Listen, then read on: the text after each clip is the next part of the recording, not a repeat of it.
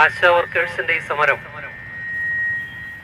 ഒരു ഇടതുപക്ഷ സർക്കാർ കണ്ടില്ലെന്ന് നടിക്കുന്നത് എങ്ങനെയാണ്? നമ്മുടെ നാട്ടിലൊരു ചൊല്ലുണ്ട്, പാലം കടക്കുവോളം നാരായണ നാരായണ, പാലം കടന്നാൽ കൂരായണ കൂരായണ.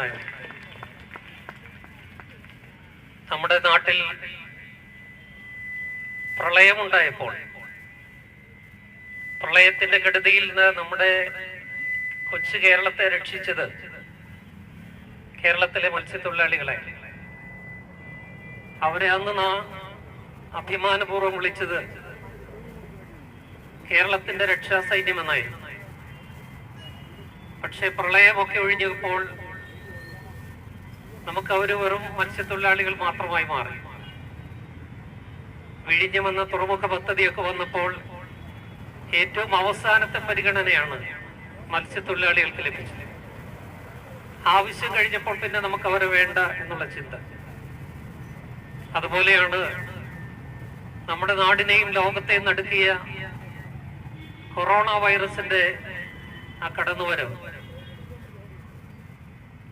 കോവിഡ് എന്ന വലിയ മഹാമാരി ലോകത്തെ മുഴുവൻ അതിന്റെ വരുതിയിൽ നിർത്തിയപ്പോൾ ഈ കൊച്ചു കേരളം പിടിച്ചു നിന്നത്, അതിനെ പ്രതിരോധിച്ചത് നമ്മുടെ ആരോഗ്യ മേഖലയുടെ ആ കെൽപ്പ് കൊണ്ടാണ്, ശക്തി കൊണ്ടാണ്. അതിന് മുന്നിൽ നിന്ന് നയിച്ച ആരോഗ്യരംഗത്തെ കേരളത്തിന്റെ കാലാൾപ്പടയാണ് ഇവിടെ ആശാ വർക്കേഴ്സ് എന്ന രൂപത്തിൽ നമ്മുടെ മുമ്പിൽ ഇരിക്കുന്നത്.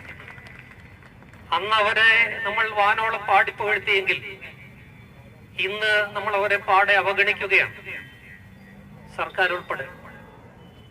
ആ അവഗണനയ്ക്കെതിരെയാണ് ശക്തമായ ഒരു സമരത്തിലേക്ക് മറ്റു നിവൃത്തിയില്ലാത്തത് കൊണ്ട് നമ്മുടെ ഈ പ്രിയപ്പെട്ട സഹോദരിമാർ ഇറങ്ങി വരേണ്ടി വന്നു.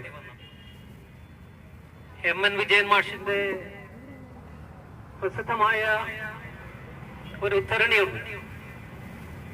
വിജയൻ മാഷ് പറഞ്ഞിട്ടുണ്ട്, നമ്മളൊരു കെട്ടിടം പണിയുമ്പോൾ ആദ്യം പണിയേണ്ടത് അടിത്തറയാണ്, പിന്നീടാണ് ഉത്തരം പണിയുന്നത്. കെട്ടിടം തകർക്കുമ്പോഴാണ് നമ്മൾ ഉത്തരത്തിൽ നിന്ന് തുടങ്ങുന്നതും അടിത്തട്ടിലേക്ക് വരേണ്ടതും.